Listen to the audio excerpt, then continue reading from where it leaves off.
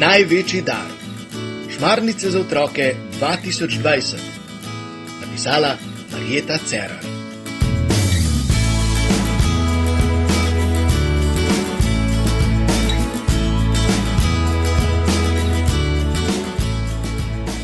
Trideseti dan šmarnic. Pesem za Marijo. Babi je vsakemu članu družine z romanja prinesla Marijino svetinico, medaljonček, na katerem je na eni strani podoba Marije in na drugi strani podoba 12 zvezd, 2 src ter križa in črke M.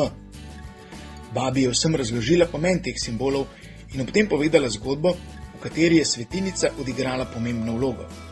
Tudi z njeno pomočjo se je zgodil čudež dečku, ki je pozneje postal duhovnik in še danes pričuje v Marijini veliki ljubezni do nas. Po vseh dogodkih z Joštom, dedjem in vsem ostalim se je stanje v naši družini malo umirilo. Jošt je rastel in dobival prve zobke. Dedjevo zdravje je bilo dobro in je bil že v polni akciji. Babi je hodila po vsakdanjih opravkih, očka in mami pa sta imela veliko dela z nami. Za novo vznemirjenje v družini je poskrbel Jaka. Bili so zadnji dnevi počitnic in otroci smo imeli že vsega dovolj. Komaj smo čakali, da se začne šola.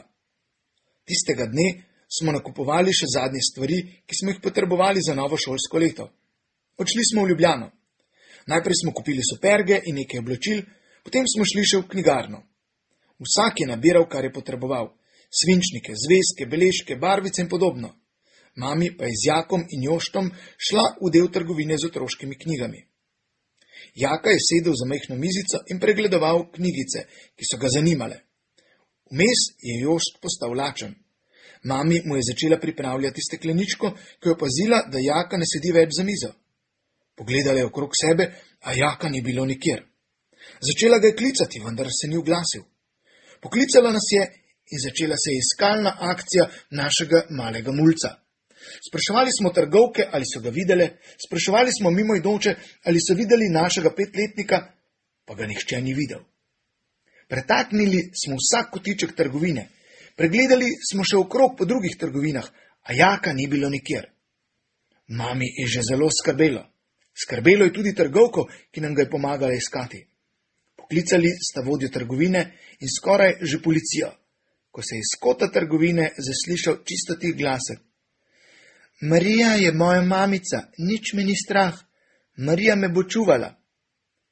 Stekli smo tja in za policami zagledali Jaka. Trgovka nam je pomagala, da smo polico omaknili in ga rešili. Ko je spet stal pred nami, ga je mami najprej objela, potem pa se je razjezila in ga strogo vprašala. Jaka, kaj si pa delal tam?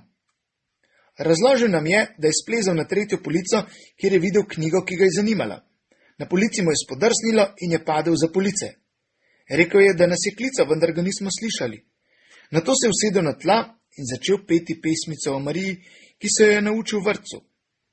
Ko je pesmico zapel do konca, si je izmislil še svojo in jo ponavljal toliko časa, dokler ga nismo našli. In ko smo ga našli, je nehal peti. Samo, da se je vse dobro končalo, je rekla trgovka. Mami se je zaradi neprijetnosti opravičila. Tudi trgovka se je opravičila mami. Plačali smo stvari, ki smo jih kupili. Vodja trgovine nam je podaril knjigo, zaradi katere je Jaka padel za police.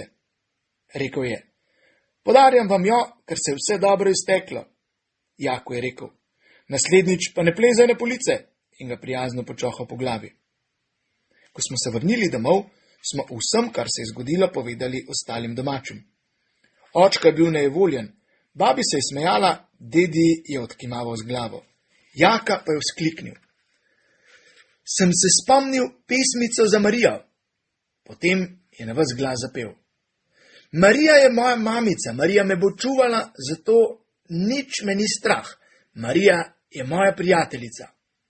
Vsi smo mu zaploskali, očka pa mu je požugal, naj nikoli več ne pleza na police. Naloga. Poskusi tudi ti sam napisati molitev, ki jo boš posvetil Mariji.